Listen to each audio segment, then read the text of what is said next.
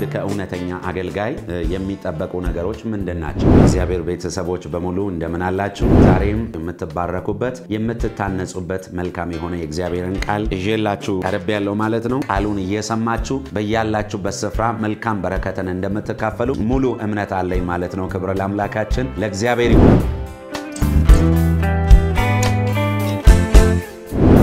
ሻሎም ሰላም ለእናንተ ይሁን። የተወደዳችሁና የተከበራችሁ እግዚአብሔር ቤተሰቦች በሙሉ እንደምን አላችሁ?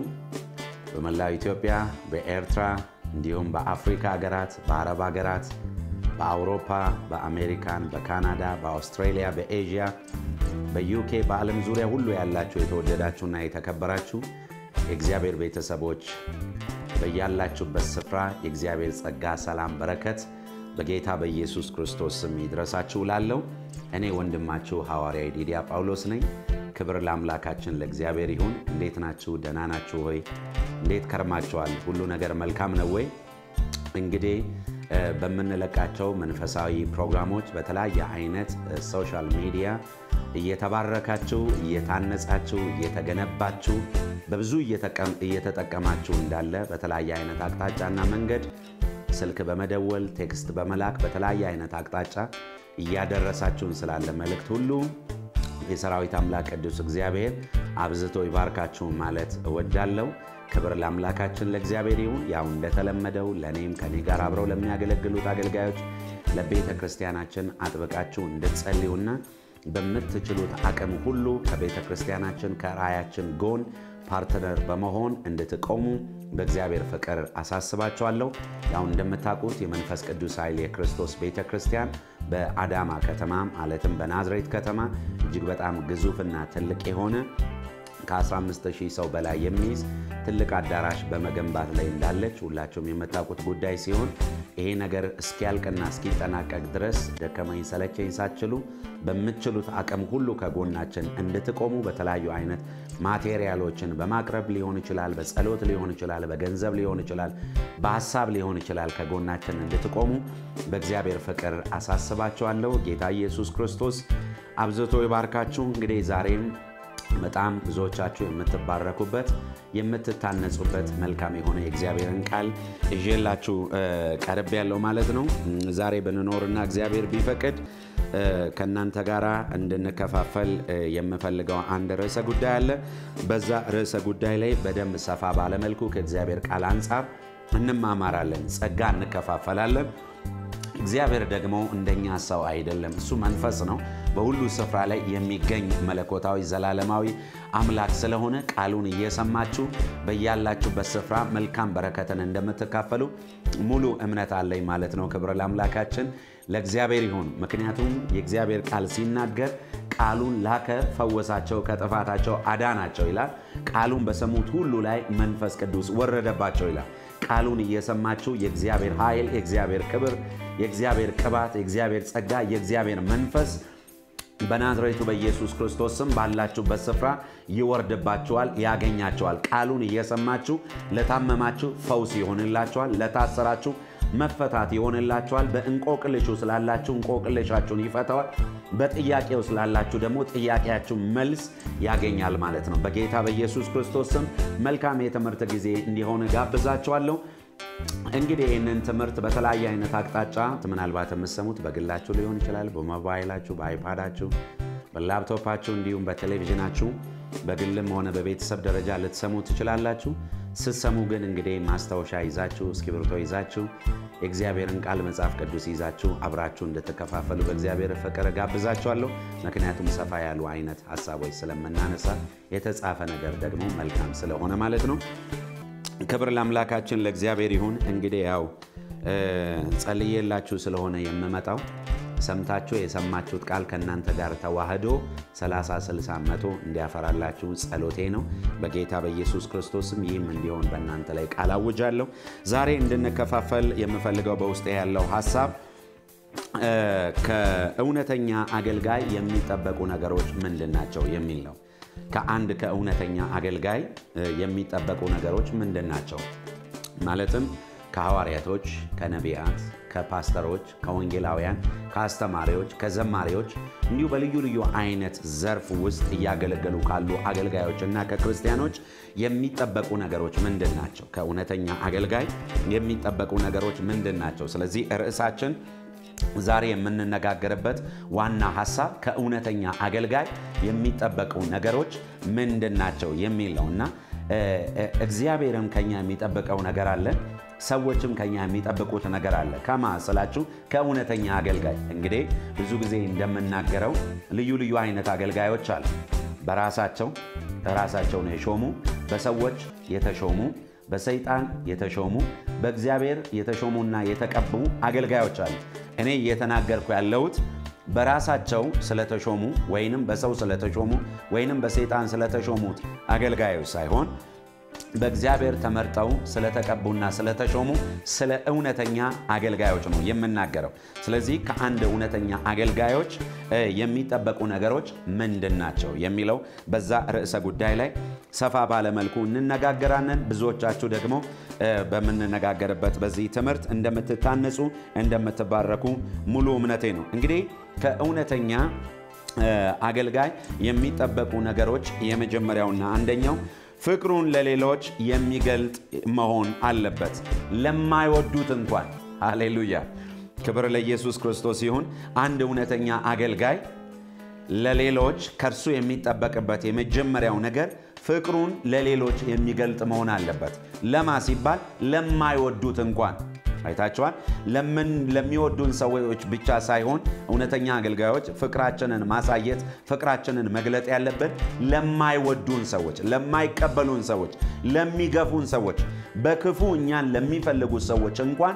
ፍቅራችንን የምናሳይ ፍቅራችንን የምንገልጥ መሆን መቻል አለበት ምክንያቱም እውነተኛ አገልጋይ መሆናችን የሚታየው እውነተኛ አገልጋይ መሆናችን የሚመዘነው በዚህ ስለሆነ ምክንያቱም ጌታ ኢየሱስ ክርስቶስ ለሚወዱትና ለሚያፈቅሩት ሳይሆን ፍቅሩን የገለጠውና ያሳየው ለሚጠሉት ጠላቶቹ ለነበሩት ለነርሱ ነው ፍቅሩን ያሳየው ፍቅሩን የገለጠላቸው ስለዚህ በትክክሉ እግዚአብሔር ፍቅር መሆኑን በኢየሱስ ክርስቶስ አማካይነት ያየነው ለጠላቶቹ እውነተኛ ፍቅርን በማሳየት ለሚገፉት ለሚጠሉት ከርሱ ወገን ለማይወግኑት ጭምር ፍቅርን በማሳየት እውነተኛ የፍቅርን ትርጉም ነው ያስተማረ እውነተኛ የፍቅርን ትርጉም ነው ጌታ ኢየሱስ የገለጠልን ስለዚህ እውነተኛ ፍቅር በተለይ ያው በምድራዊ አቆጣጠር ፍቅር የምንለው ፍቅር አለ አንዱ ሲወደው ይሄኛው መልሶ ይወደዋል አንደኛው ሲያፈቅረው መልሶ ያፈቅረዋል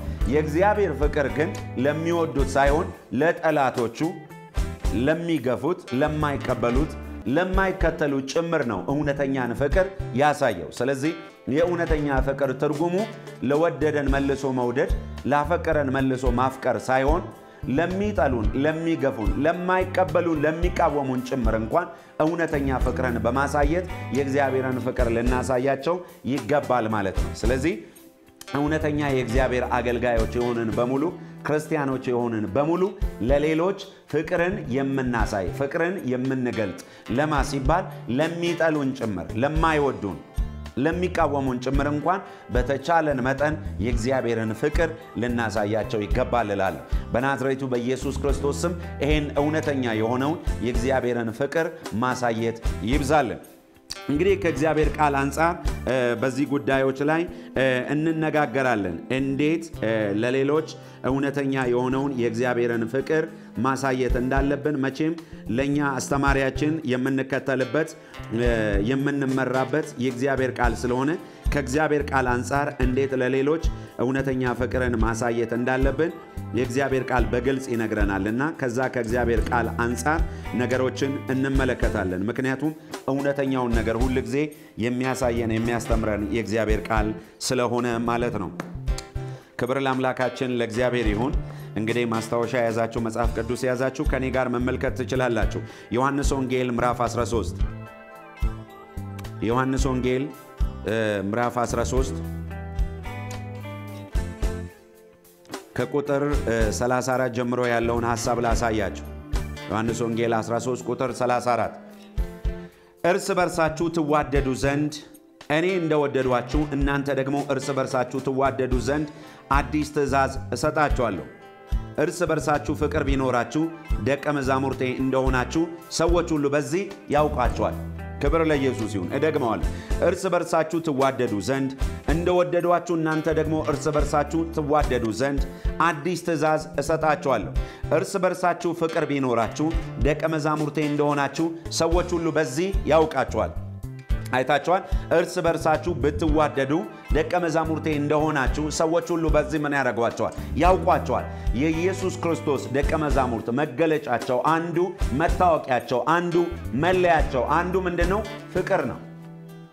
ኢየሱስ ክርስቶስ ጌታ ነው። እግዚአብሔር ፍቅር ነው ብለን እንድንጠራ የእግዚአብሔርን ፍቅር ያሳየን ኢየሱስ ክርስቶስ ነው። በምን ካላችሁን ራሱን ለሰው ልጆች ቤዛ አድርጎ በመስጠት ማለት ነው። የእግዚአብሔርን ፍቅር በዚህ አይተናል። ስለዚህ ጌታ ኢየሱስ ክርስቶስ ደቀ መዛሙርቶቹን ሲያስተምራቸው ሲመክራቸው እውነትን ሲያሳያቸውና ሲነግራቸው ያላቸው ነገር ምንድነው? ደቀ መዛሙርቴ መሆናችሁን በዚህ ያውቃሉ።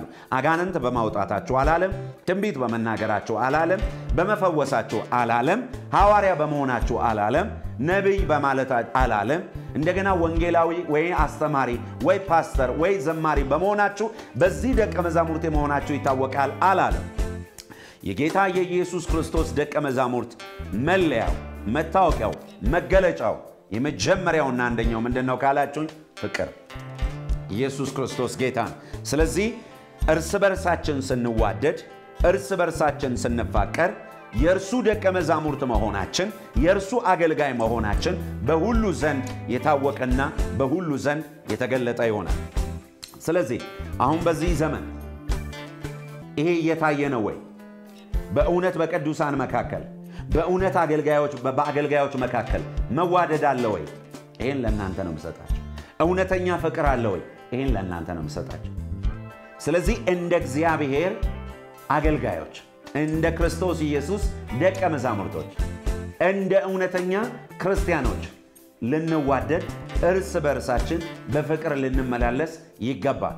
ስለዚህ ከአንድ እውነተኛ አገልጋይ የሚጠበቀው የመጀመሪያ ነገር ፍቅሩን የሚገልጥ ለማ ብቻ? ለሚወዱት ብቻ፣ ለሚከተሉት ብቻ፣ ለሚያከብሩት ብቻ፣ አገልግሎቱን ለሚቀበሉት ብቻ አይደለም።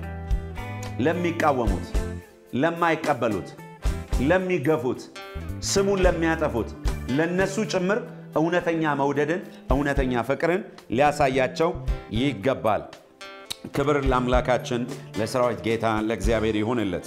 ሁለተኛ ከእውነተኛ አገልጋይ የሚጠበቅ ሁለተኛው ነገር በጎ ሕሊናና ቅንነት ሊኖረው ይገባል። አንድ እውነተኛ አገልጋይ ነኝ የሚል ሰው በጎ ሕሊና ቅንነት ሊኖረው ይገባል። ስለዚህ አንድ እውነተኛ የእግዚአብሔር አገልጋይ የሆነ እውነተኛ የሆነ የክርስቶስ ደቀ መዛሙርት እውነተኛ የሆነ ክርስቲያን በጎ ሕሊና ሊኖረው ይገባል። በቅንነት የተሞላ ሊኖር ይገባል። ነገሮችን የሚያይበት ነገሮችን የሚመለከትበት መንገድ በበጎ ሕሊናና በቅንነት የተሞላ መሆን አለበት ብዬ አምናለሁ። ማቴዎስ ወንጌል ምዕራፍ 12 ከቁጥር 33 እስከ 35 ያለውን ቃል ላሳያችሁ። ማቴዎስ ወንጌል ምዕራፍ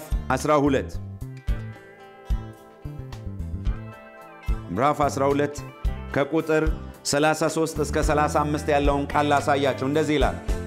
ዛፍ ከፍሬዋ ትታወቃለችና ዛፏን መልካም ፍሬዋም መልካም አድርጉ፣ ወይንም ዛፏን ክፉ ፍሬዋንም ክፉ አድርጉ። እናንተ የእፉኝት ልጆች ክፉዎች ስትሆኑ መልካም ለመናገር እንዴት ትችላላችሁ? በልብ ሞልቶ ከተረፈው አፉ ይናገራል። መልካም ሰው ከልቡ መልካም መዝገብ መልካምን ነገር ያወጣል፣ ክፉ ሰው ከክፉ መዝገብ ክፉ ነገር ያወጣል። እላችኋለሁ ሰዎች ስለሚናገሩት ስለ ከንቱ ነገር ሁሉ በፍርድ ቀን መልስ ይሰጡበታል። ከቃል የተነሳ ትጸድቃለህ፣ ከቃል የተነሳ ትኮነናለህ ይላል። ስለዚህ ወገኖቼ ዛፍ ይላል ጌታ ኢየሱስ ሲያስተምር ዛፍ ከፍሬዋ ታስታውቃለች። ክፉ ዛፍ መልካም ፍሬ ልታፈራ አይችልም። መልካም ዛፍ ሁሉ ጊዜ መልካም ፍሬ ያፈራል። ክፉ ዛፍ ደግሞ ሁሉ ጊዜ ክፉ ፍሬ ያፈራል። ስለዚህ ከፍሬያችን ምን አይነት ዛፍ እንደሆነን ማስታወቅ እንችላለን። በበጎ ህሊናና በቅንነት የምንመላለስ ከሆነ እውነትም መልካም ዛፍ ነን ማለት ነው። መልካም ዛፍ ካልሆነን ክፉ ዛፍ ከሆነን ግን ቅንነት ልናፈራ አንችልም፣ በጎ ህሊና ልናፈራ አንችልም። ስለዚህ ጌታ ኢየሱስ ግልጽ በሆነ መንገድ በልቡ ሞልቶ የተረፈውን አፍ ምን ይሆናል አለ ይናገራል። ሁሉ ጊዜ መልካም ዛፍ መልካም ፍሬ ያፈልቃል፣ ክፉ ዛፍ ደግሞ ክፉ ፍሬ ነው የሚያፈራው። ስለዚህ ልናስተውል ይገባል። በእውነት እንደ እግዚአብሔር እውነተኛ አገልጋዮች፣ በእውነት እንደ እግዚአብሔር ትክክለኛ የክርስቶስ ደቀ መዛሙርት፣ እንደ እውነተኛ ክርስቲያኖች ልናፈራ የሚገባን ነገር ምንድነው ካልን በጎ ህሊና ሊኖረን ይገባል፣ ቅንነት ሊኖረን ይገባል፣ በበጎ ህሊና አስተሳሰብ ልንመላለስ ይገባል፣ በቅንነት ልንመላለስ ይገባል። እግዚአብሔር አምላክ በናዝሬቱ በጌታ በኢየሱስ ክርስቶስ ስም በጎ ህሊናና ቅንነትን በኢየሱስ ክርስቶስ ስም ያብዛልን። ምክንያቱም ይሄ ነገር ከቤተ ክርስቲያን፣ ይሄ ነገር ከቅዱሳን፣ ይሄ ነገር ከትውልዱ እየሸሸ እየጠፋ ያለበት ዘመን ላይ ነው ያለነው። ስለዚህ በበጎ ህሊናና በቀና መንፈስ እንድንመላለስ እግዚአብሔር ጸጋውን ያብዛልን። ምክንያቱም ሰው ነገሮችን በበጎ ህሊና ከማየት ይልቅ በቅንነት ከማሰብ ይልቅ ለትንሹም ለትልቁም ትርጉም በመስጠት እየተመላለሰ ያለበት ክፉ ዘመን ላይ ነው ያለነው። ፊልጵስዩስ ምዕራፍ 4 ከቁጥር 7 እስከ 8 ያለውን ክፍል ላሳያችሁ። ፊልጵስዩስ ምዕራፍ 4 ከቁጥር 7 እስከ 8 ያለውን የእግዚአብሔርን ቃል ላሳያችሁ። የሚገርም ነው። እንደዚህ ይላል፣ አእምሮ ሁሉ የሚያልፍ የእግዚአብሔር ሰላም ልባችሁንና ሐሳባችሁን በክርስቶስ ኢየሱስ ይጠብቃል። በቀረውስ ወንድሞች ሆይ እውነተኛ ደግመዋለሁ፣ በቀረውስ ወንድሞች ሆይ እውነተኛ የሆነውን ነገር ሁሉ፣ ጭምትነት ያለበትን ነገር ሁሉ፣ ጽድቅ የሆነውን ነገር ሁሉ፣ ንጹህ የሆነውን ነገር ሁሉ፣ ፍቅር ያለበትን ነገር ሁሉ፣ መልካም ወሬ ያለበትን ነገር ሁሉ፣ በጎነት ቢሆን ምስጋና ቢሆን እነዚህን አስቡ። ቁጥር 9 ከኔ የተማራችሁትና የተቀበላችሁት የሰማችሁት ያያችሁት እነዚህን አድርጉ፣ የሰላም አምላክ ከእናንተ ጋር ይሆናል።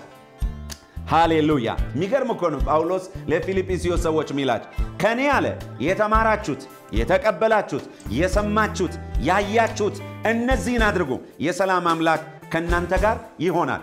አይታችኋል ወገኖች፣ ሐዋርያው ጳውሎስ ለፊልጵስዩስ ሰዎች ያሳያቸው የሰጣቸው ያስተማራቸው ከእርሱ የተቀበሉት ፍቅርን፣ በጎ ህሊናን፣ ቅንነትን፣ ትህትናን፣ መልካምነትን ነው። ስለዚህ አገልጋዮች የሆንን በሙሉ ለምእመናን፣ ለቅዱሳን፣ ለሌላ ሰዎች፣ ለጓደኞቻችን ልናሳያቸው፣ ልንሰጣቸው፣ ልናበረከትላቸው፣ ልናካፍላቸው የሚገባው ነገር ምንድነው ካላችሁኝ በጎ ህሊናን የሚገባው ነገር ምንድነው ካላችሁኝ ቅንነትን ልንሰጣቸው፣ ልናካፍላቸው፣ ልናስተምራቸው ይገባል እላለሁ። በኢየሱስ ክርስቶስ ስም ይሄ ይብዛልን። ከእግዚአብሔር አገልጋዮች፣ ከክርስቶስ ኢየሱስ ደቀ መዛሙርቶች፣ ከእውነተኛ ክርስቲያኖች የሚጠበቀው ትክክለኛ ነገር ይሄ ስለሆነ ማለት ነው። የሚገርም እኮ ነው ወገኖቼ። ይህንን ባደረጋችሁ ጊዜ አለ የሰላም አምላክ ከእናንተ ጋር ይሆናል። ለምን ካላችሁኝ እግዚአብሔር ፍቅር ባለበት አለ፣ በጎ ህሊና ባለበት አለ፣ ትህትና ባለበት፣ ቅንነት ባለበት፣ የዋህነት ባለበት፣ እነዚህ መልካም የሆኑ ነገሮች ባሉበት እግዚአብሔር በዛል። ከኔ አለ የሰማችሁት የተቀበላችሁት ያያችሁት እነዚህን አድርጉ፣ የሰላም አምላክ ከእናንተ ጋር ይሆናል። ስለዚህ ከእውነተኛ አገልጋይ የሚጠበቀው ሁለተኛው ነገር አንደኛ ፍቅሩን የሚገልጥ መሆን አለበት፣ ለወዳጆቹ ብቻም ሳይሆን ለሚቃወሙት፣ ለሚገፉት፣ ለማይቀበሉት ጭምር። ሁለተኛ በጎ ህሊናና ቅንነት ሊኖረው ይገባል። ክብር ለአምላካችን ለእግዚአብሔር ይሁን። ሶስተኛ ከእውነተኛ አገልጋይ የሚጠበቁ ሶስተኛው ነገሮች ምክርን የሚያደምጥና የሚሰማ መሆን አለበት። ክብር ለጌታ ለኢየሱስ ክርስቶስ ይሁን። እውነተኛ ክርስቲያን፣ እውነተኛ ደቀ መዛሙርት፣ እውነተኛ የእግዚአብሔር አገልጋይ ምክርን የሚያደምጥ ምክርን ከሌሎች የሚሰማ መሆን መቻል አለበት። ክርስቲያን ነኝ ብላችሁ የክርስቶስ ደቀ መዝሙር ነኝ ብላችሁ እውነት የእግዚአብሔር አገልጋይ ነኝ ብላችሁ ከሌሎች ምክርን የማትቀበሉ ከሆነ ምክርን የማታደምጡ ከሆነ የሌሎችን ምክር የማትሰሙ ከሆነ እውነት የእርሱ አገልጋይ የእርሱ ደቀ መዛሙርት እውነተኛ ክርስቲያኖች አይደላችሁም ማለት ነው። ስለዚህ እውነተኛ ክርስቲያኖች እውነተኛ ኢየሱስ ክርስቶስ ደቀ መዛሙርት እውነተኛ የእግዚአብሔር አገልጋዮች ምክርን የሚያደምጡ ከሌሎች ምክርን የሚሰሙ መሆን መቻል አለባቸው። ስለዚህ ወገኖቼ የሚሰማ ጆሮ እግዚአብሔር ይስጠን። የሚያደምጥ የምንመከረውን እውነተኛና ትክክለኛ ምክር የምንተገብር ሰዎች እግዚአብሔር በኢየሱስ ክርስቶስ ስም ያድርገን። አሜን። ይሄንን እግዚአብሔር ይፈልገዋልና አንደኛ ጢሞቴዎስ ምዕራፍ 4 ከቁጥር 11 እስከ 12 ላሳያችሁ። አንደኛ ጢሞቴዎስ ምዕራፍ 4 አንደኛ ጢሞቴዎስ ምዕራፍ 4 ከቁጥር 11 እስከ 12 ያለው ክፍል እንዲህ ይላል። ይህንን እዘዝና አስተምር፣ በቃል በኑሮ በፍቅር በእምነት በንህጽና ለሚያምኑ ሁሉ ምሳሌ ሁን እንጂ ማንም ታናሽነትን አይናቀው። እስከመጣ ድረስ ለማንበብ ለመምከር ለማስተማር ተጠንቀቅ። አይታችኋል። ሐዋርያው ጳውሎስ በነዛ ረጅም በሆነው የአገልግሎት ዘመኑ ካፈራቸው እውነተኛ መንፈሳዊ ልጆቹ እውነተኛ ደቀ መዛሙርት እውነተኛ የክርስቶስ አገልጋይ እውነተኛ የክርስቶስን ፈለግና መንገድ ከሚከተሉ ካፈራቸው ካስነሳቸው ከተካቸው አገልጋዮች መካከል አንደኛውና የመጀመሪያው በቀዳሚነት ያለው ጢሞቴዎስ ነው። ስለዚህ የሐዋርያው ጳውሎስ ልጅ ጢሞቴዎስ በሚገርምና በሚደንቅ አይነት ሁኔታ የእግዚአብሔርን መንገድ የሚከተል የክርስቶስን መንገድ የሚከተል እውነተኛና ትክክለኛ ደቀ መዛሙርቱ ነበር። እውነተኛ ክርስቲያን ነበር። እውነተኛም ደግሞ አገልጋይ ነበር። ለዛም ደግሞ ሐዋርያው ጳውሎስ በግልጽ ይመሰክርለት ነበር። እውነተኛ ክርስቲያን ስለመሆን እውነተኛ ደቀ መዛሙር ስለሆነ እውነተኛ የእግዚአብሔር አገልጋይ ስለመሆኑ ይመሰክርለታል። ምክንያቱም ጢሞቴዎስ በመንፈሳዊ አባቱ በመንፈሳዊ መሪው ምክር ትምህርት ታንጾ ያደገ ሰው ነበር። የሚነገረውን መንፈሳዊ ምክር የሚያደምጥ ብቻም ሰው ሳይሆን የሚሰማ ሰው ብቻም ሳይሆን የሚተገብር ሰው በተግባርና በሥራ የተገለጠ ሰው ነበር። ለዛም ነው የተመሰከረለት። ምክንያቱም ብዙ ሰዎች የተለያዩ አይነት ነገር ስታስተምሯቸው እውነትን ስትነግሯቸው የእግዚአብሔርን ቃል ስታስተምሯቸው እሺ ይላሉ፣ ነገር ግን አይተገብሩም። ጢሞቴዎስን ግን ስትመለከቱት የተመከረውን መንፈሳዊ ምክር የሚሰማ የሚያደምጥ ሰምቶ ደግሞ የሰማውን ነገር በተግባር ላይ የሚያውል እውነተኛ የክርስቶስ ደቀ መዝሙር እውነተኛ አገልጋይ እውነተኛ ክርስቲያን በመሆን የተገለጠ ነበር።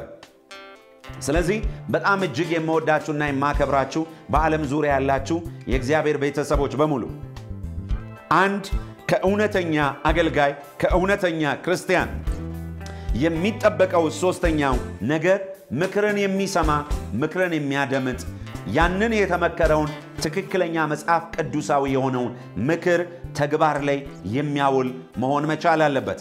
ስለዚህ በናዝሬቱ በጌታ በኢየሱስ ስም እንደ እግዚአብሔር ቃል የሆነውን የመንፈስ ቅዱስን ምክር የምትሰሙ የምታደምጡ እንደገናም ደግሞ በተግባር የምታውሉ እንድትሆኑ እግዚአብሔር አምላክ ጸጋውን ያብዛላችሁ። ክብር ለጌታ ለኢየሱስ ክርስቶስ ይሁን። ሌላው አራተኛው ከመንፈሳዊ አገልጋይ የሚጠበቁ አራተኛ ነገሮች ምንድነው ብለን ስንመለከት ኃላፊነትን ለመቀበልና ለመሸከም የሚችል መሆን አለበት። አንድ እውነተኛ የክርስቶስ ደቀ መዝሙር እውነተኛ የእግዚአብሔር አገልጋይ ነኝ የሚል ሰው ኃላፊነትን ለመቀበል ኃላፊነትን ለመሸከም የሚችል መሆን አለበት። ምክንያቱም ኃላፊነትን ለመቀበልና ለመሸከም ዝግጁ ያልሆነ ሰው የእግዚአብሔር አገልጋይ መሆን አይችልም። ስለዚህ የእግዚአብሔር አገልጋዮች የሆናችሁ ወደ አገልግሎት መስመር እግዚአብሔር የጠራችሁ ወጣቶች በሙሉ በዓለም ዙሪያ ያላችሁ እግዚአብሔር ለአንድ ዓላማ ሲመርጣችሁና ሲጠራችሁ ያንን ኃላፊነት ለመቀበልና ለመሸከም ልባችሁን ማዘጋጀት አለባችሁ።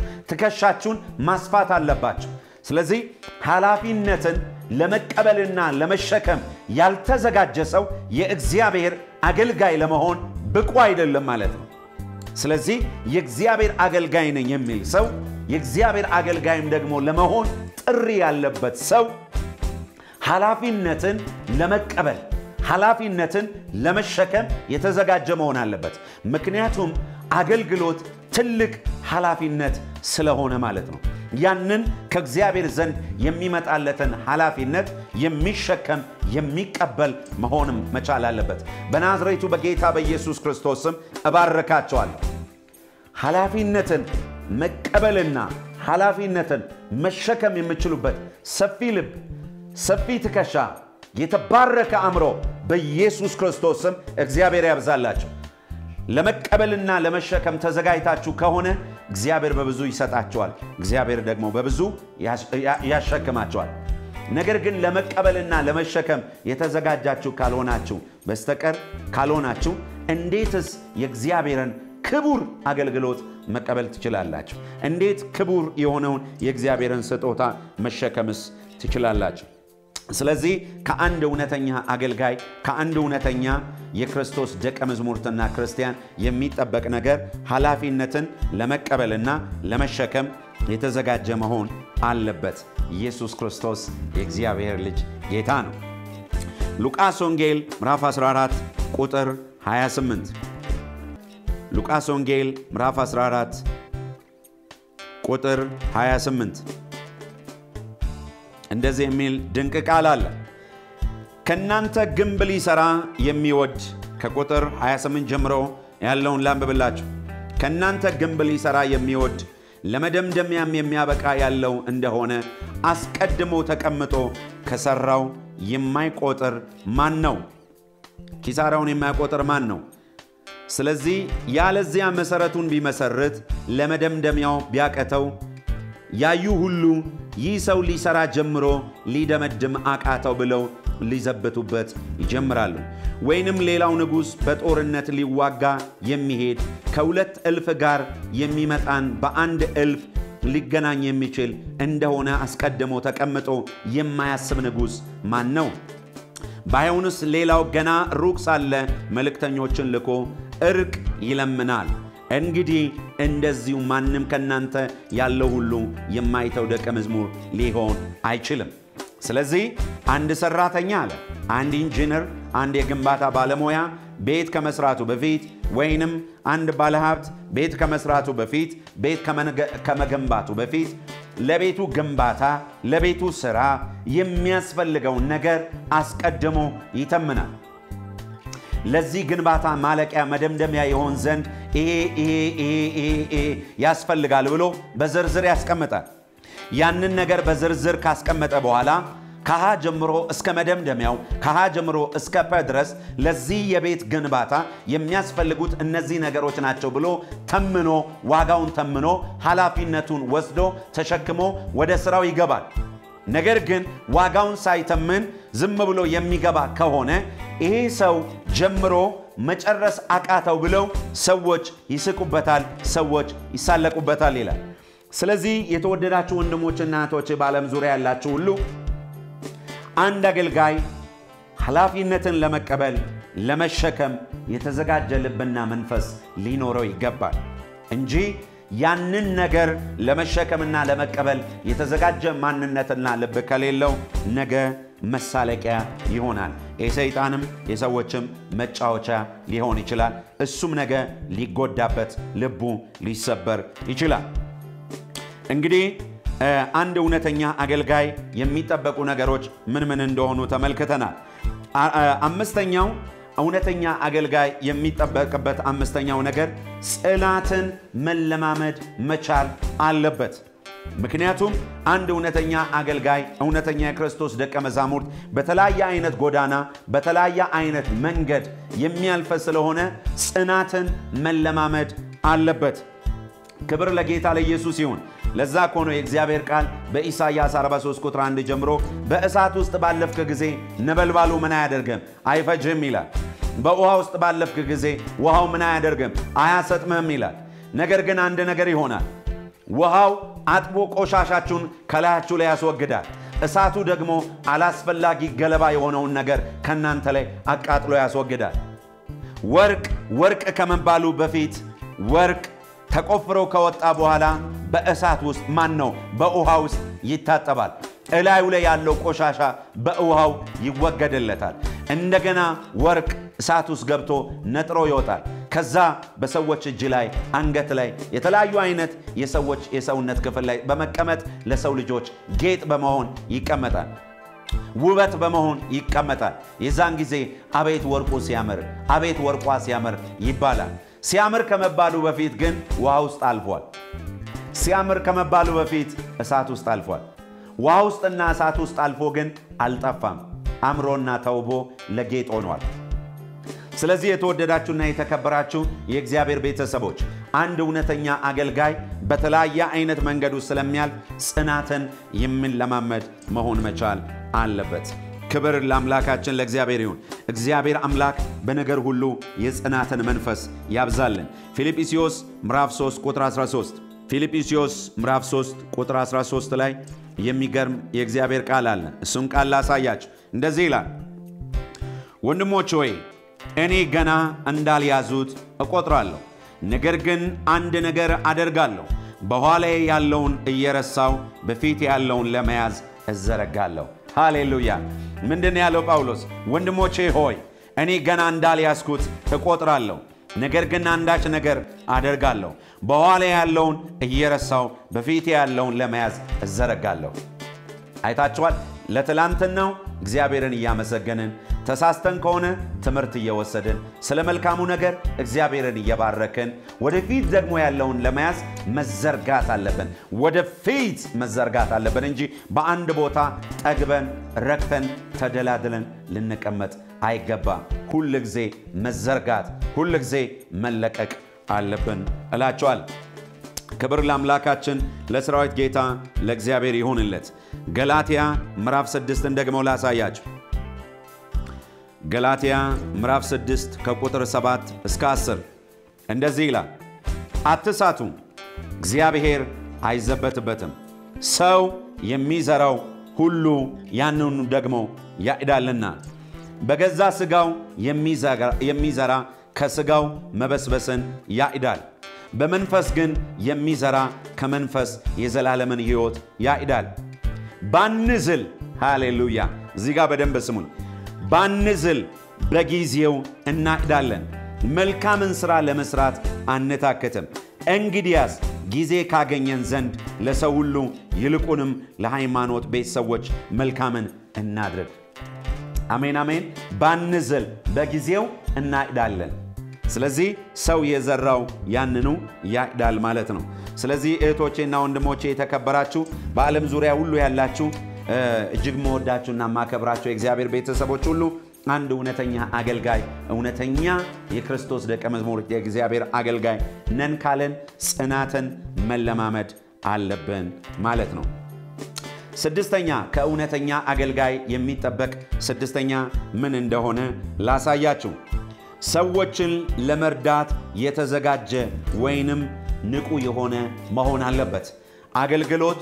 ለሌሎች ማካፈል አገልግሎት ለሌሎች መሆን አገልግሎት ለሌሎች መትረፍ ስለሆነ ሰዎችን ለመርዳት የእግዚአብሔር አገልጋይ ነኝ የምንል ከሆነ ሁሉ ጊዜ የተዘጋጀን መሆን አለበት የታመሙትን ለመርዳት የታሰሩትን ለመፍታት ያዘኑትን ለማጽናናት የወደቁትን ለማንሳት የተሰበሩትን ለመጠገን የሳቱትን ለመመለስ ተስፋ የቆረጡትን ተስፋቸውን ለማለምለም የእግዚአብሔርን ቃል ለማስተማር የእግዚአብሔርን ቃል ለመመስከር ለሰው ልጆች ሁሉ የክርስቶስ ኢየሱስን ቅዱስ ወንጌል ለመመስከር ለመናገር የተዘጋጀን መሆን አለብን ክብር ለኢየሱስ ይሁን ስለዚህ ሌሎችን ለመርዳት ሌሎችን ለማገዝ የተዘጋጀ መሆን አለበት አንድ እውነተኛ አገልጋይ ነኝ ብለ ለሌሎች የማትረዳ ከሆነ ለሌሎችን ለመርዳት ዝግጁ የማትሆን ከሆነ ምኑ ጋር ነው ያንተ አገልግሎት?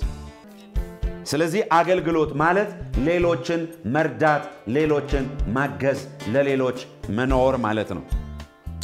ስለዚህ ለሌሎች ለመጸለይም ጭምር የተዘጋጀን መሆን አለበት። ለምሳሌ እግዚአብሔር በልዩ ልዩ የመንፈስ ቅዱስ ስጦታ እንዲጠቀምባቸው ሲፈልግ በትጋት ለበሽተኞች ለመጸለይ፣ በጥያቄ ውስጥ በእንቆቅልሽ ላሉት ለመጸለይ፣ የታሰሩትን ለመፍታት፣ ዋጋ ለመክፈል የተዘጋጀን መሆን አለብን። ክብር ለጌታ ለኢየሱስ ይሁን። ሉቃስ ወንጌል ምዕራፍ 10 ከቁጥር 29 እስከ 37 ሉቃስ ወንጌል ምዕራፍ 10 ሉቃስ ወንጌል ምዕራፍ 10 ከቁጥር 29 እስከ 37 ያለውን ቃል ላሳያችሁ። እንዲህ ይላል። ኢየሱስም መልሶ እንዲህ አለ፣ እውነት እላችኋለሁ ስለኔና ስለ ወንጌል ቤትን ወይንም ወንድሞቹን ወይንም እህቶቹን ወይንም አባት ወይንም እናት ወይንም ሚስት ወይንም ልጁን ወይንም እርሻ የተወ አሁን በዚህ ዘመን ከስደት ጋር ቤቶቹን፣ ወንድሞቹን፣ እህቶቹን፣ እናቶቹን፣ ልጆቹን፣ እርሻን 100 እጥፍ በሚመጣ ዘመን የዘላለምን ሕይወት የማይቀበል ማንም የለም። ቀጠለ። ግን ብዙ ፊተኞች ኋለኞች፣ ኋለኞች ፊተኞች ይሆናሉ። ወደ ኢየሩሳሌምም ሊወጡ በመንገድም ነበሩ። ኢየሱስም ይቀድማቸው ነበረ። ተደነቁ፣ የተከተሉትም ይፈሩ ነበረ። ደግሞም 12ቱ ወደ እርሱ አቅርበው ይደርስባቸው ዘንድ ያለውን ይነግራቸው ጀመረ። እነሆ ኢየሩሳሌም እንወጣለን፣ የሰው ልጅም ለካህናት አለቆችና ለጻፍት አልፎ ይሰጣል፣ የሞት ፍርድም ይፈርዱበታል፣ ለአሕዛብም አሳልፈው ይሰጡታል፣ ይዘብቱበትማል፣ ይተፉበትማል፣ ይገርፉትማል፣ ይገድሉትማል፣ በሦስተኛው ቀን ይነሳል አላቸው።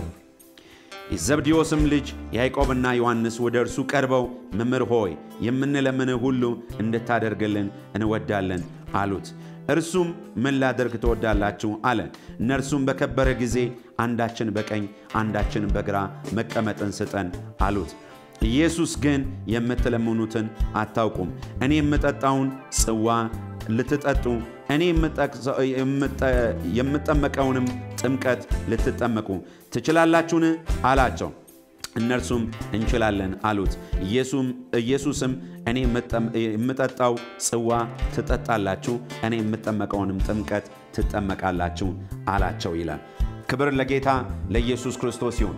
ስለዚህ ስለ ጌታ ስለ ኢየሱስ ክርስቶስ ብለን ለሌሎች የምንተው ከሆነ በሰማይም በምድርም ዋጋችን እጅግ በጣም ታላቅ እንደሆነ ጌታ ኢየሱስ ክርስቶስ ግልጽ በሆነ መልኩ ነግሮናል። እንደ ቃሉ ደግሞ መኖር እንድንችል እግዚአብሔር አምላክ ጸጋውን ያብዛልን።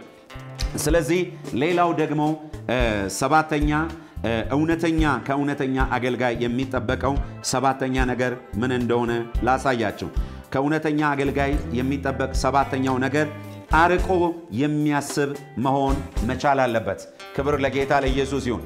አንድ የክርስቶስ ደቀ መዝሙር ነኝ የሚል፣ አንድ የእግዚአብሔር አገልጋይ ነኝ የሚል አጭር ማየት ሳይሆን አርቆ የሚያይ፣ አርቆ የሚያስብ፣ በእግዚአብሔር ቃል በእግዚአብሔር መንፈስ የተኳለ አይን ያለው መሆን አለበት።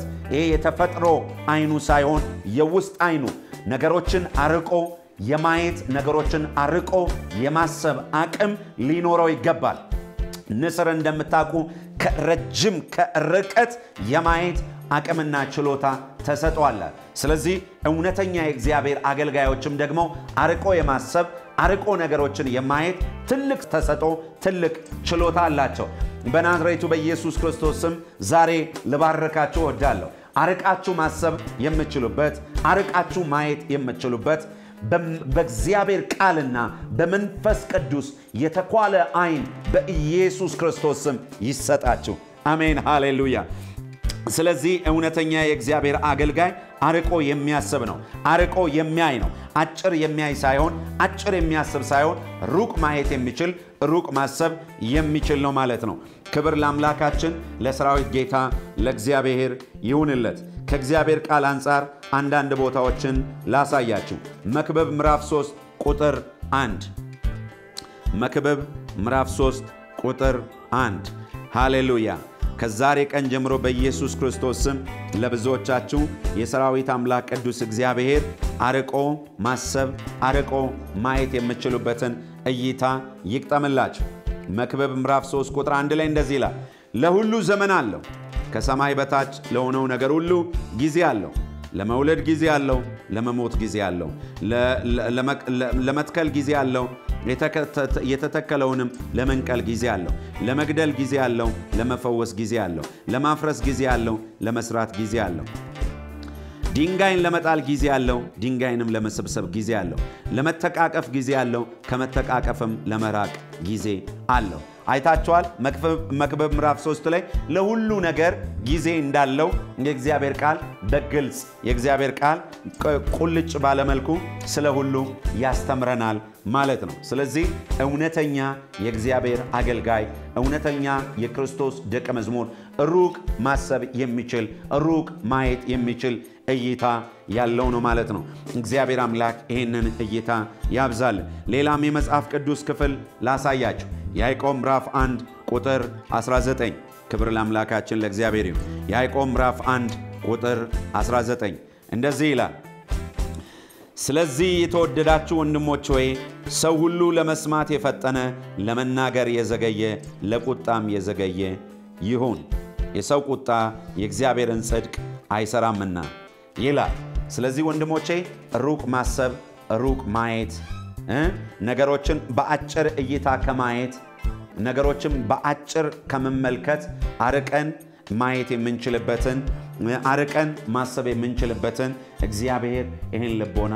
በኢየሱስ ክርስቶስ ስም ያብዛልን ማለት ወዳለ ሌላው ከእውነተኛ አገልጋይ የሚጠበቅ ስምንተኛው ነገር ከእውነተኛ አገልጋይ የሚጠበቅ ስምንተኛው ነገር ዓላማውን የሚያውቅ መሆን አለበት ሃሌሉያ እታችኋል እውነተኛ የክርስቶስ ደቀ መዝሙር እውነተኛ የእግዚአብሔር አገልጋይ ዓላማውን የሚያውቅ መሆን መቻል አለበት ወንድሞቼና እህቶቼ ከማገልገላችሁ በፊት የምታገለግሉበት አገልግሎት ዓላማ ምን እንደሆነ የማታውቁ ከሆነ ምንም አይጠቅማችሁም ምንድነው ጥቅሙ ለምሳሌ የሆነ መንፈሳዊ ስጦታ ከእግዚአብሔር ስትጠይቁ ከእግዚአብሔር ስትቀበሉ የዛ ስጦታ ዓላማ ምን እንደሆነ ካላወቃችሁ ዓላማ ግቡን አይመጣው ምናልባት በመድር ላይ ሊጨበጨበላችሁ ይችላል በመድር ላይ ታዋቂና ዘነኛዎች ልትሆኑ ትችላላችሁ ሰማይ ግን አያቃችሁ ሰማይ አያቃችሁ ለዛ ነው ጌታ ሆይ የሚለኝ የአባቴን ፈቃድ የማያደርግ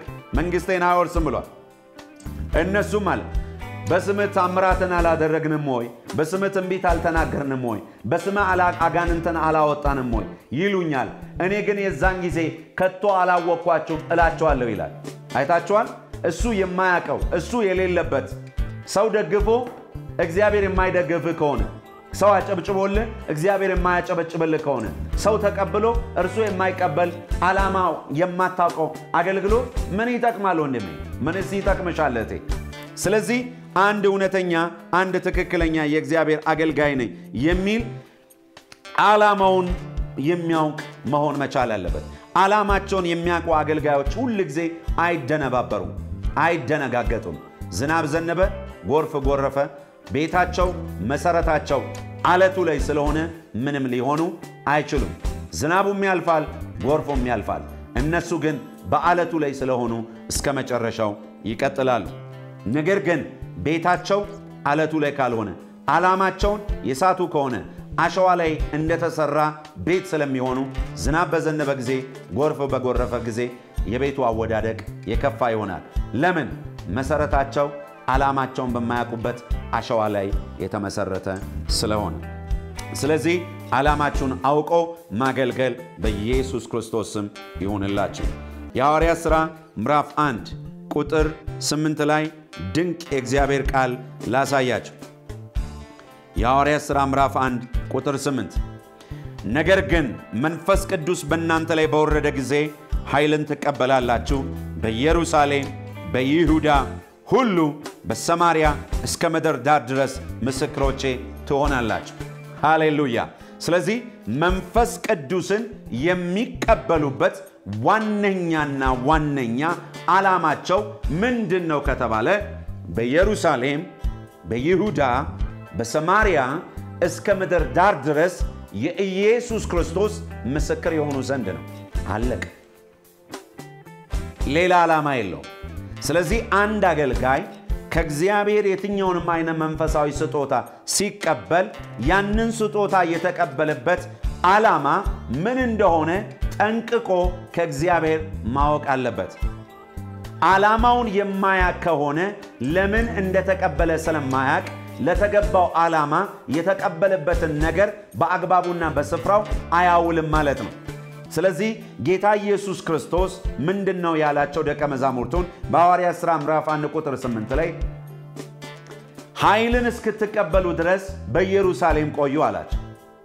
ኃይል በእናንተ ላይ ከወረደ በኋላ ኃይልን ከተቀበላችሁ በኋላ በኢየሩሳሌም፣ በይሁዳ፣ በሰማርያ እስከ ምድር ዳር ድረስ ምኖቼ ትሆናላችሁ አለ። ምስክሮቼ ትሆናላችሁ አለ ማለት ነው። ክብር ለአምላካችን ለእግዚአብሔር ይሁን። በናዝሬቱ በኢየሱስ ስም ተነብያለሁ። ዓላማቸውን ያወቁ ኃያላን ጀግና የሆኑ ሐዋርያቶች፣ ነቢያቶች፣ ፓስተሮች፣ ወንጌላውያን፣ አስተማሪዎች፣ ዘማሪዎች በልዩ ልዩ ጸጋ የሚያገለግሉ በኢትዮጵያ፣ በኤርትራ፣ በመላው ዓለም ላይ በከባድ ፍጥነት እግዚአብሔር አምላክ ያስነሳቸዋል። ሃሌሉያ! የሚገርም ነገር ነው ወገኖቼ። ስለዚህ ዓላማችንን ማወቅ አለብን። ዘጠነኛና የመጨረሻ አንድ እውነተኛ አገልጋይ የሚጠበቅ ነገር ምንድነው ካልን ገንቢ ሐሳብን፣ ወቀሳን የሚቀበል መሆን መቻል አለበት።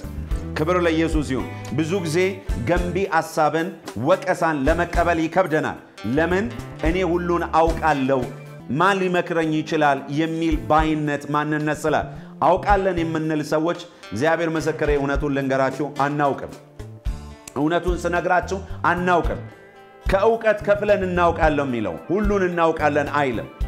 ስለዚህ እኔ ሙሉ ነኝ፣ እኔ በቂ ነኝ፣ የማንም ሰው ምክር፣ የማንም ሰው ተግሳጽ፣ የማንም ሰው ዘለፋና ወቀሳ አያስፈልገኝም የምትሉ ሰዎች ተሳስታችኋል። እንደዛ አይነት ነገር መጽሐፍ ቅዱስ አላስተማረንም። ደግሞ የህይወታቸው፣ የአገልግሎታቸው፣ የሁሉ ነገራቸው መመሪያ መጽሐፍ ቅዱስን አድርገው የሚሄዱ ሰዎች እንደዚህ ብለው አይናገሩም። እንደዚህ አይነት ጸያፍ የሆነ የወረደ ንግግርም ካንደበታቸው አይወጣም። ስለዚህ ወንድሞቼና እህቶቼ ምንም አይነት አገልጋዮች ብንሆን እግዚአብሔር የሚጠቀምብን እንኳን ብንሆን የሌሎች ወቀሳ፣ የሌሎች ዘለፋ፣ የሌሎች ትምህርት፣ የሌሎች ጸሎት፣ የሌሎች ምክር ያስፈልገናል፣ ይጠቅመናል። አወቅን የምትሉ ካላችሁ እርግጠኛ ሆኜ ልንገራችሁ በጣም ጥቂት ነገር ነው የምታውቁት። የሚያውቁ ሰዎች አወቅን አይሉም። ብዙ ጊዜ የማያውቁ ሰዎች ናቸው አወቅን የሚሉት። አንድ ማሰሮ ወይንም አንድ ገንቦ የተሸከመች በገንቦ ውስጥ ጎዶሎ ውሃ ያለበት ከሆነ ውሃው ምን ይላል? ቦጭ ይላል። ትንሽ ነገር ጥራዝ ነጠቅ ምን ያዝን ሰዎች ሁሉ ጊዜ ጩኸታችን መከራ ነው። ሙሉ ግን የሆነ ሙሉ ውሃ ያለበት ገንቦ አይጮህም። ለምሳሌ አንድ በርሜል በባዶ ውሃ የሌለበት በርሜል እስቲ ከተማ ላይ መሬት ላይ ግፉት፣ በርሜሉ ጩኸቱ ሰዎችን በሙሉ ይረብሻል። ነገር ግን ውሃ ደግሞ ሙሉበትና በርሜሉን እስቲ ግፉት፣ ምንም አይነት ድምፅ አሰሙ። የሰከነ ነው፣ የተረጋጋ ነው፣ ረጋ ያለ ነው። ፍሬ ያለበት ዛፍ ሁሉ ጊዜ ወደ ላይ አይወጣም፣ ወደ ታች ዝቅ ያለ ነው ፍሬ ያለበት ዛፍ። ስለዚህ ከሌሎች ምክርን፣ ጸሎትን፣ ትምህርትን፣ ወቀሳን፣ ተግሳጽን ልንሰማና ልንቀበል ይገባል። ግን ልንሰማ የሚገባው ጸሎት፣ ምክር፣ ተግሳጽ፣ ወቀሳ፣ ተቃውሞ ቢሆንም ምን አይነት ነው ከተባለ እንደ እግዚአብሔር ቃል የሆነ።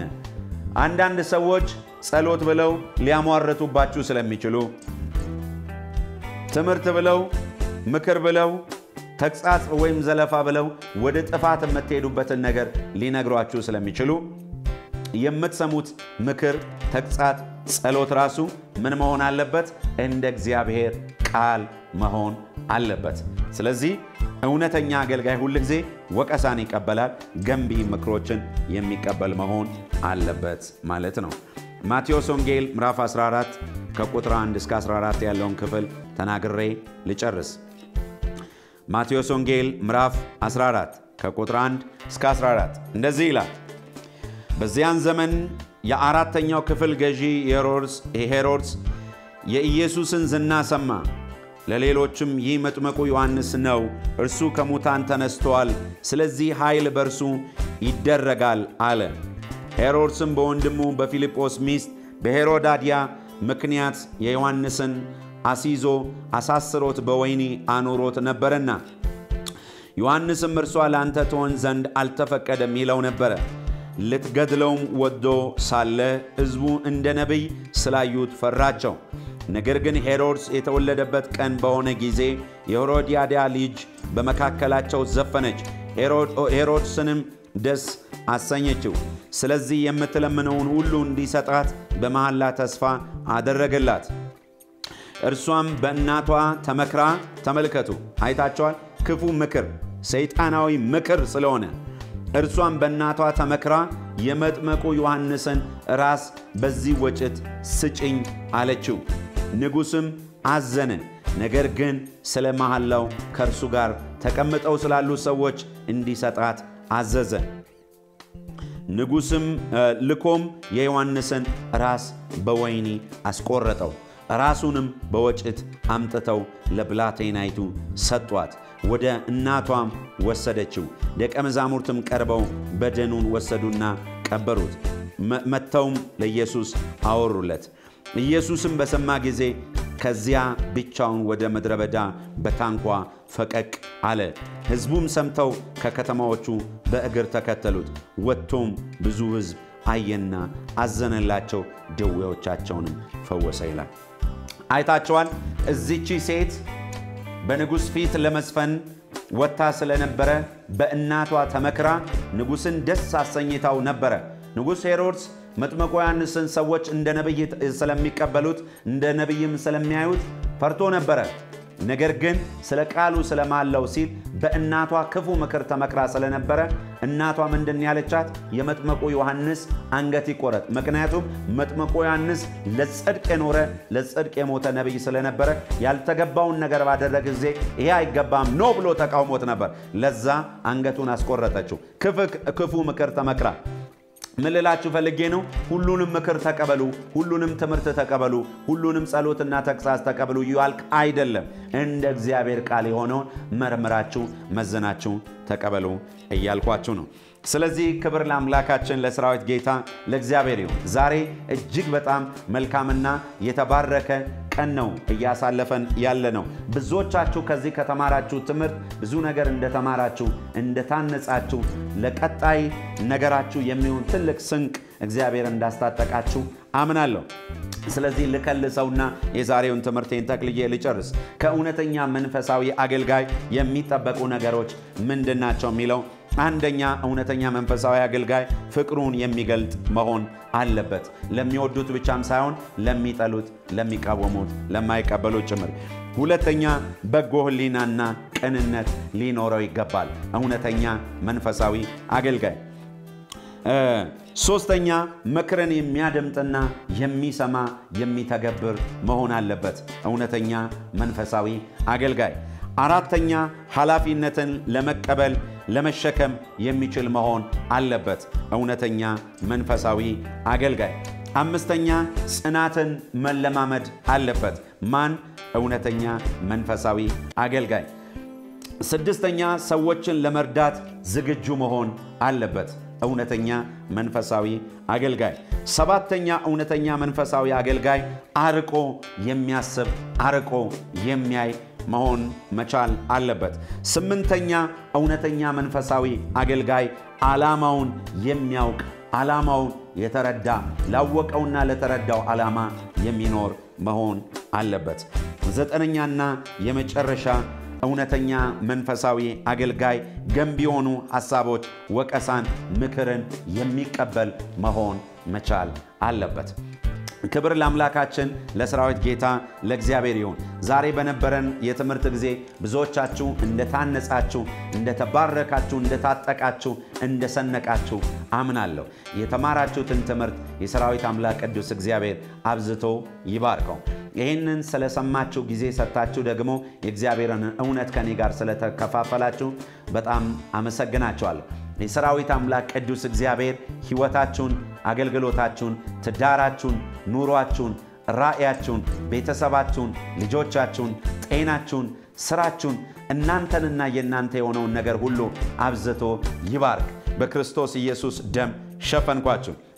እጅግ በጣም የምወዳችሁና የማከብራችሁ በዓለም ዙሪያ ያላችሁ ኢትዮጵያውያንና ኤርትራውያን እንግዲህ እንደተባረካችሁ ሙሉ እምነት አለ። አገልግሎታችንን ለመርዳት ለማገዝ ከአገልግሎታችን ጎን ለመቆም ከኛ ጋር ፓርትነር ለመሆን ከፈለጋችሁ እየሰራ ነው ባለው ግዙፍና ትልቅ ታሪካዊ ህንጻ ላይ የበኩላችሁን አሻራ መጣል ለምትፈልጉ ሰዎች ስክሪኑ ላይ በመታዩ ስልክ ቁጥሮች በመደወል አገልጋዮችን ታገኛላችሁ። አስፈላጊ ጉዳይ ሲኖር እኔም ደግሞ አግኝቼ ጸልይላችኋለሁ። ከኔ ጋር መነጋገር ትችላላችሁ። ስለነበረን ጊዜ እጅግ አድርጌ አመሰግናችኋለሁ። ጌታ ኢየሱስ ክርስቶስ አብዝቶ ይባርካችሁ። I love you so much.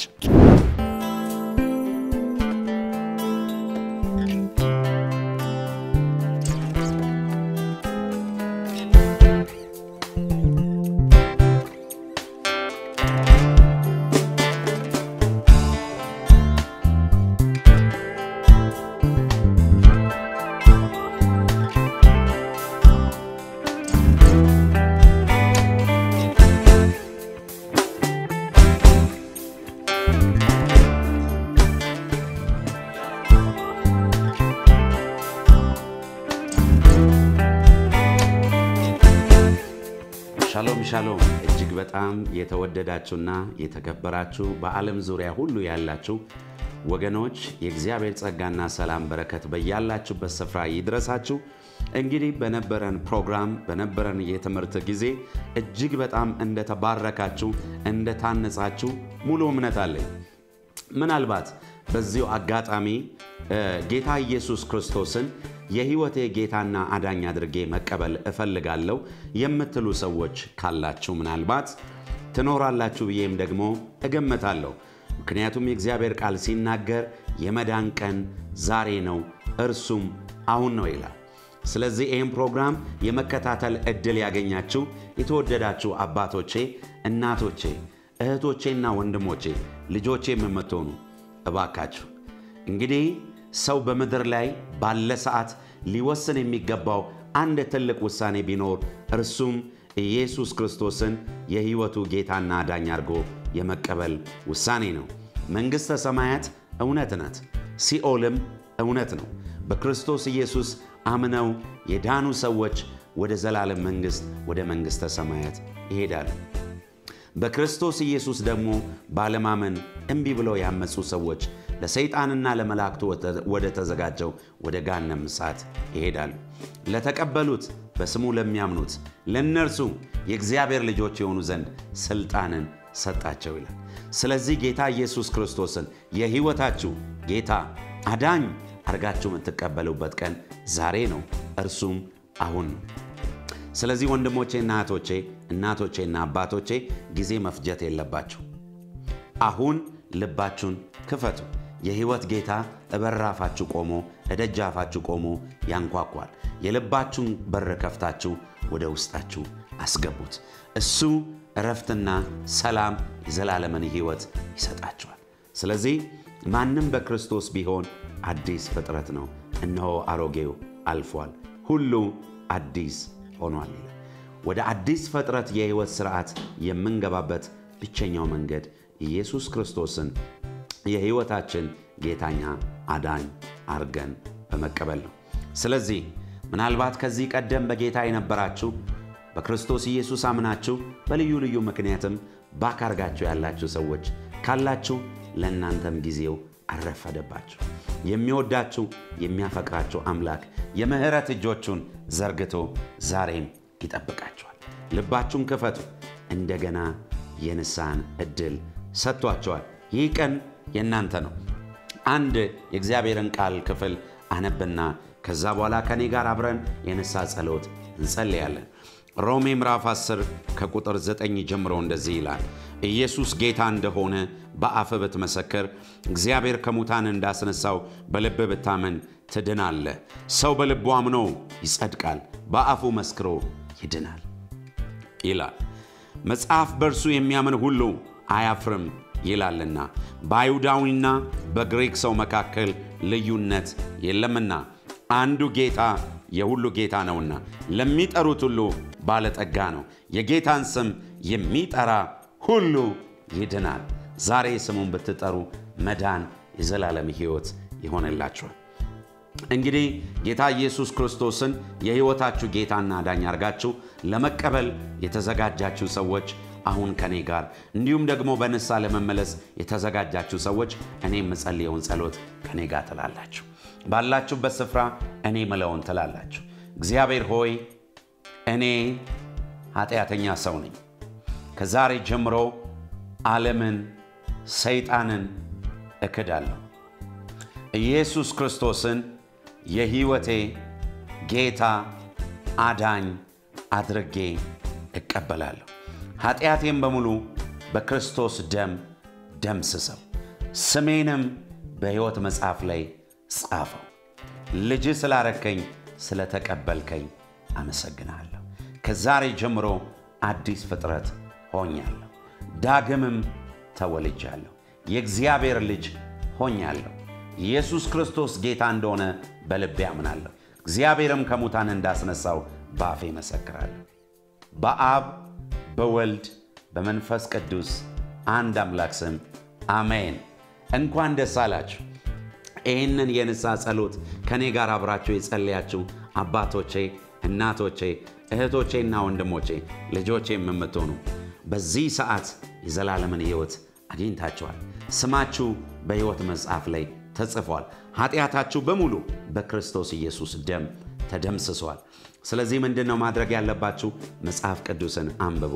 ዘወትር በእግዚአብሔር ፊት ጸልዩ በአብ በወልድ በመንፈስ ቅዱስ አንድ አምላክ በሚያምኑ ጤናማ የወንጌል ትምህርት በሚያስተምሩ በአቅራቢያችሁ ወዳለው ቤተክርስቲያን እንድትሄዱ በእግዚአብሔር ፍቅር አሳስባችኋለሁ ምክንያቱም እዛ የደህንነት ትምህርት የፋውንዴሽን ክላስ ያስተምሯቸዋል የደቀ መዝሙር ትምህርት ያስተምሯቸዋል እግዚአብሔር አምላክ በነገር ሁሉ ይባርካችሁ ዘመናችሁ ሁሉ በእግዚአብሔር ቤት ውስጥ ይለቅ እግዚአብሔር በቤቱ ይትከላችሁ ለትውልድ ሁሉ በረከት ፈውስ መድኃኒት ያርጋችሁ ሲከተላችሁ የመጣ ማንኛውም የአጋንንት የመናፍስት የዲያብሎስ የጨለማ አሰራር በሙሉ በኢየሱስ ክርስቶስ ስም የፈረሰ ይሁን ክብር ለአምላካችን ለሰራዊት ጌታ ለእግዚአብሔር ይሁን በዓለም ዙሪያ ሁሉ ያላችሁ እጅግ በጣም የተወደዳችሁና የተከበራችሁ የእግዚአብሔር ቤተሰቦች ስለነበረን መልካም ጊዜ ሁሉ እግዚአብሔር አምላክን እጅግ አርጌ አመሰግነዋለሁ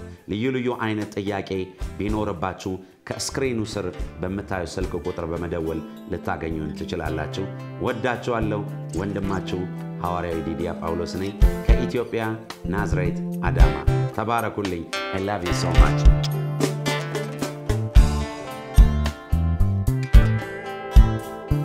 ሻሎም ሻሎም እጅግ በጣም የተወደዳችሁና የተከበራችሁ የእግዚአብሔር ቤተሰቦች በመላው ኢትዮጵያ በመላው ኤርትራ እንዲሁም በዓለም ሁሉ ዙሪያ ያላችሁ እጅግ በጣም የምወዳችሁና የማከብራችሁ አባቶቼ እናቶቼ እህቶቼና ወንድሞቼ በያላችሁበት ስፍራ የእግዚአብሔር ጸጋና ሰላም በረከት ይብዛላችሁ እኔ ወንድማችሁ ሐዋርያው ዲዲያ ጳውሎስ ነኝ አሁን ከናንተ ጋር በዚህ ሰዓት አንድ ጸሎት መጸለይ እፈልጋለሁ ያም ጸሎት በልዩ ልዩ አይነት በሽታና ደዌ በልዩ ልዩ አይነት ችግር ውስጥ እስራት ውስጥ ላላችሁ ሰዎች በልዩ ልዩ አይነት ጥያቄ ውስጥ ላላችሁ ሰዎች የሥራ በር የተዘጋባችሁ ልጅ እየፈለጋችሁ ልጅ ያጣችሁ በልዩ ልዩ በሽታና ደዌ የተሰቃያችሁ ላላችሁ ሰዎች አሁን መጸለይ እፈልጋለሁ አምላካችን እግዚአብሔር ፈዋሽ አምላክ ነው ተአምራትን ድንቅን የሚያደርግ አምላክ ነው እኔ የማመልከውና የማገለግለው አምላክ በአገልግሎቴ ዘመን ብዙ ታላላቅ ተአምራቶችን ሲሰራ አይቼዋለሁ የሞተ ሲያስነሳ የታወሩትን ሲያበራ ሽባ ሲተረተር ደንቆሮ ሲሰማ ዲዳ ሲናገር ሰዎች ከኤችአይቪ ሲፈወሱ ከካንሰር ሲፈወሱ አይቻልም ከተባሉ መጥፎ ክፉ በሽታና ደዌዎች ሲፈወሱ ከኮቪድ-19 ከኮሮና ቫይረስ ሲፈወሱ ሰዎች ከአጋንንት እስራት ከመናፍስት ከዲያብሎስ ከጨለማ እስራት ነፃ ሲወጡ አይቻለሁ ይሄን ሁሉ በእጄ የናዝሬቱ ኢየሱስ ሲሰራ አይቻለሁ ስለዚህ ይሄ ጌታ ዛሬም ሕያው አምላክ ነው ያልወለዱ ሰዎች ልጅ የሌላቸው በርካታዎች ጸልየላቸው ልጅ ሲወልዱ አይቻለሁ ስራ የተዘጋባቸው ስራ የሌላቸው የሥራ በር ሲከፈትላቸው አይቻለሁ ግራ የገባቸው የጨነቃቸው ሰዎች ተስፋ የቆረጡ ሰዎች ተስፋቸው ሲለመልም ጥያቄያቸው ሲመለስ ሐዘናቸው በደስታ ሲቀየር አይቻለሁ የኔ ጌታ ዛሬም ሕያው ነው ዛሬም ይሰራል ዛሬም ክንዱ አላረጀም አንድ እግዚአብሔር ቃል ላንብብላችሁና በዚህ ቃል መሰረት እንጸልያለን የማርቆስ ወንጌል ምዕራፍ 11 ቁጥር 23 ላይ እንደዚህ ይላል እውነት እላችኋለሁ ማንንም ያለው ነገር እንዲደረግለት ቢያምን በልቡ ሳይጠራጠር ይህን ተራራ ተነቅለ ወደ ባህር ተወርወር ቢል ይሆንለታል እውነት እላችኋለሁ የጸለያችሁትን የለመናችሁትን ሁሉ እንዳገኛችሁ እመኑ ይሆንላችኋል ይላል የጸለያችሁትን የለመናችሁትን እንዳገኛችሁ እመኑ ይሆንላችኋል ስለዚህ በእምነት ባላችሁበት ቦታ ቃል አወጣለሁ አምናችሁ ከተቀበላችሁ በኢየሱስ ክርስቶስ ስም ይሆንላችኋል አሁን ከኔ ጋር እንጸልያለን እግዚአብሔር ፈውስን ታምራትና ድንቅን ምልክትን ባላችሁበት ቦታ ያደርጋል የሰራዊት አምላክ ቅዱስ እግዚአብሔር ሆይ እጸልያለሁ በናዝሬቱ በጌታ በኢየሱስ ክርስቶስ ስምና ስልጣን ኢየሱስ ክርስቶስን ከሙታን ያስነሳው የእርሱ መንፈስ በእናንተ ዘንድ ቢኖር ሊሞት ላለው ሰውነታችሁ ሕይወትን ይሰጠዋል ተብሎ እንደተጻፈ ልዑል አምላክ ቅዱስ እግዚአብሔር በዚህ ሰዓት በበሽታና በደዌ እየተሰቃዩ ያሉ አባቶች እናቶች ወጣቶች ሕፃናት ቢኖሩ እግዚአብሔር ሆይ ዛሬም ክንድ ሕያው ነው አንተ ፈዋሽ አምላክ ነህ ታምራትን የምታደርግ አምላክ ነህ ቃል ብቻ ተናገር ብላቴናዬ ይድናል እንደሚለው ቃል አንተ ፈዋሽ አምላክ ነህ አሁን ባሉበት ስፍራ በጌታ በኢየሱስም የማያዩ አይኖች ማየት እንዲጀምሩ የማይሰሙ ጆሮች መስማት እንዲጀምሩ የማይናገሩ አንደበቶች መናገር እንዲጀምሩ የማይሰሩ እጆችና እግሮች መስራት እንዲጀምሩ በሰውነታቸው ውስጥ በስጋቸው ውስጥ በደማቸው ውስጥ በአጥንታቸው ውስጥ ያለ ልዩ ልዩ በሽታና ደዌ ካንሰር HIV ኮሮና ቫይረስ ማንኛውም በሽታና ደዌ የስኳር ህመም በጌታ በኢየሱስ ክርስቶስ ስም የትኛውም አይነት በሽታና ደዌ የአስም ህመም የደም ብዛት የደም ማነስ የልብ ችግር የአጥንት ችግር በሰውነት ውስጥ ያለ እባጭ ማንኛውም በሽታና ደዌ በኢየሱስ ክርስቶስ ስም አሁን የተነቀለ ይሁን ከራስ ጸጉራቸው እስከ እግር ጥፍራቸው መለኮታዊ የእግዚአብሔር ፈውስ አሁን እንዲያገኛቸው በጌታ በኢየሱስ ስም እጸልያለሁ የዘላለም አምላክ ቅዱስ እግዚአብሔር የሰራዊት ጌታ እግዚአብሔር ሆይ እጸልያለሁ በዚህ ሰዓት አሁን ፍጹም ፈውስ ፍጹም ሰላም እንዲሆንላቸው ማንኛውም በሽታና ደዌ ከውስጣቸው የተነቀለ እንዲሆን በኢየሱስ ስም ስልጣን አዛለሁ አባት ሆይ እጸልያለሁ በጌታ በኢየሱስ ስም በውስጣቸው ያለ በስጋቸው ውስጥ ያለ በደማቸው ውስጥ ያለ በአጥንታቸው ውስጥ ያለ በሽታና ደዌ መርገም አሁን በኢየሱስ ስም የተነቀለ ይሁን አሁን በኢየሱስ ስም የተነቀለ ይሁን ማንኛውም ደግሞ የአጋንንት አሰራር የመናፈስት አሰራር የትኛውም ድግምት መስተፋቀር የጨለማ የክፋት አሰራር በኢየሱስ ስም አዛለሁ ከውስጣቸው ተነቅለ ውጣ በኢየሱስ ስም አዛለሁ የእብደት መንፈስ የሞት መንፈስ የፍርሃት መንፈስ የጭንቀት መንፈስ ከቤተሰብ የመጣ መርገም በጌታ በኢየሱስ ስም አሁን የተነቀለ ይሁን አሁን የተነቀለ ይሁን ፍጹም ነፃ እንዲወጡ አዛለሁ የመንፈስ ቅዱስን እሳት እጠራባለሁ በትንሳኤው ጌታ በናዝሬቱ በኢየሱስም ስልጣን ከውስጣቸው ተነቃቅለ ለቀህ እንድትሄድ አባቶችን ለቀህ እንድትሄድ እናቶችን ለቀህ እንድትሄድ ወጣቶችን ሕፃናትን ለቀህ እንድትሄድ የ666 መንፈስ የአውሬው መንፈስ የዘፈን መንፈስ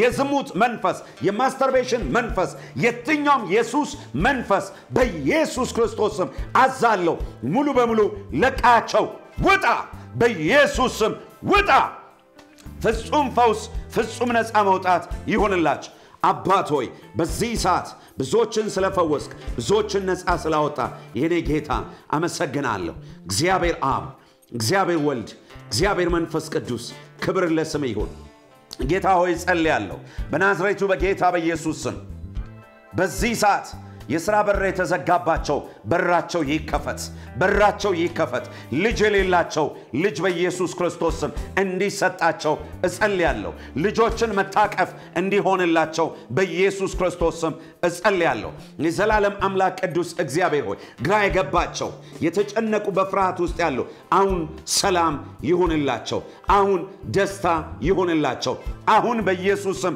እረፍት ይሁንላቸው በዚህ ሰዓት አስገራሚና አስደናቂ የእግዚአብሔር መለኮታዊ ጉብኝት በቤታቸው ላይ በህይወታቸው ላይ በትዳራቸው ላይ በኑሯቸው ላይ በራእያቸው ላይ በልጆቻቸው ላይ በጤናቸው ላይ የነሱና የነሱ በሆነው ነገር ላይ እንዲሆን በናዝሬቱ በኢየሱስ ስም ቃል አወጣው በናዝሬቱ በኢየሱስ ስም ቃል አወጣው አባት ሆይ በጌታ በኢየሱስ ስም አመሰግናለሁ ክብር ምስጋና ላንተ ብቻ ይሁን እግዚአብሔር ሆይ ታምራትን ድንቅን ስላደረክ ስም የተባረከ ይሁን አባት ሆይ ደግሞ ጸልያለሁ በዚህ ሰዓት መንፈስህን ቅባትን ጸጋን ኃይልህንና ክብርህን የተራቡና የተጠሙ አባቶች እናቶች ወጣት ሴቶችና ወንዶች በዚህ የመጨረሻው ዘመን በልዩ መንፈስ በልዩ ቅባት በልዩ ጸጋ በልዩ ኃይልና ክብር ተቀብተው እንዲነሱ ክብር እንዲያገኛቸው ኃይል እንዲያገኛቸው በኢየሱስ ስም ሥልጣን እጸልያለሁ አሁን ባሉበት ቦታ ሐዋርያዊ መጎናጸፊያ